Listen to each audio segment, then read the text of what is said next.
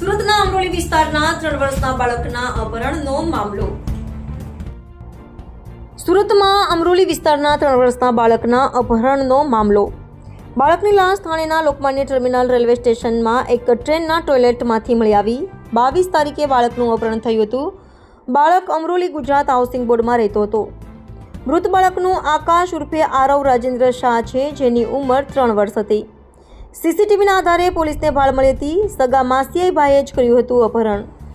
આરોપી વિકાસ કુમાર શાહ તેમની માસીનો મોબાઈલ પણ લઈ ગયો હતો. આ મોબાઈલના આધારે પોલીસે આરોપીને ટ્રેસ કર્યો હતો. અપહરણ કર્યા બાદ તે બાળકને મુંબઈ તરફ લઈ ગયો હતો. સુરત પોલીસ પણ ત્યાં પહોંચી તપાસ શરૂ કરી હતી. બાળકના ગળાના ભાગે નિશાન મળી આવ્યા છે. હાલ પોલીસની અલગ અલગ ટીમ બનાવી આરોપી વિકાસને પકડવા માટે તજવીજ હાથ ધરાઈ છે, જેમાં પોલીસની એક ટીમ મહારાષ્ટ્ર અને બીજી ટીમ બિહાર આરોપીની માટે નીકળી છે. અપહરણ કરી હત્યા કર્યા પાછળનું કારણ હજુ અકબંધ. Reporter Sagar Solanki, Kanam express news, Surat.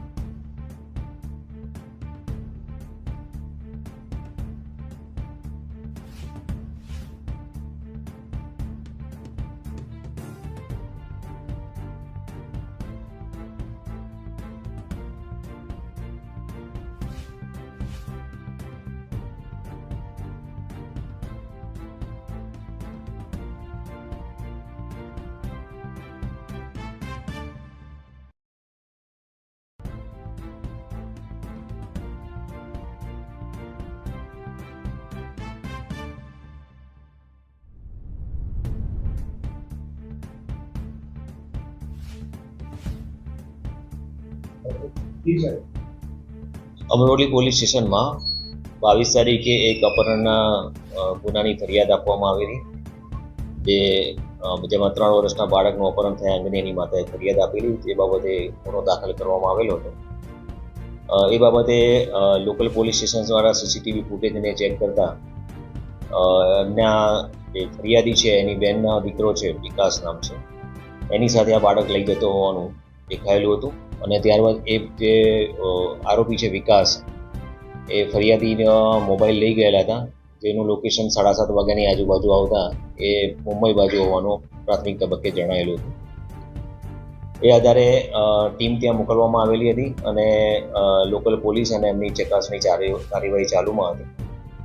અને ત્યારબાદ જે લોકમાન્ય તિલક ટર્મિનલ સ્ટેશન છે મુંબઈમાં, ત્યાં ગાડીમાંથી જે ટોયલેટ હોય છે એમાંથી આ બાળકની ડેડ બોડી મળી આવેલી.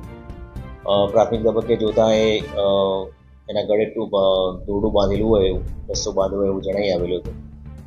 ત્યાં લોકલ પોલીસ દ્વારા પીએમને કરાવવામાં આવેલું હતું અને પીએમની યાદી અને મોકલી આપવામાં આવેલી છે. હાલમાં અત્યારે પીએમમાં જે કોઝ ઓફ ડેથ દર્શાવેલું છે એ આધારે બીએનએસની કલમ 103(1) નો ઉમેરો કરવાની કાર્યવાહી ચાલુમાં છે. અને સીસીટીવી ફૂટેજ અને જે બાકી ટેકનિકલ સર્વેલન્સના આધારે આ જે બનાવ છે એમાં એમના આ ફરિયાદીની બહેનનો દીકરો છે વિકાસ, એ એમાં સંડોવાયેલો હોવાનું પ્રાથમિક તબક્કે જણાય છે. એ બાબતે તપાસની કામગીરી ચાલુમાં છે. હાલમાં અત્યારે અમારી પાસે જે બે એમની લોકેશન હોવાની શક્યતા છે કે એના ફાધર છે ત્યાં કામ કરે છે નાસિક, તો એક ત્યાં આગળ ટીમ મોકલેલી છે અને એક એનું મૂળ વતન છે ત્યાં પણ સંપર્ક કરેલો છે કે મૂળ વતન બિહાર છે ત્યાં એ જઈ શકે છે કે કેમ. હાલમાં એમના રિલેટિવ છે, એમને પૂછતા અત્યારે તો એમણે કોઈ વિગત જણાવેલી નથી, પરંતુ આજે એમની ફર્ધર પૂછપરછ કરવામાં આવશે.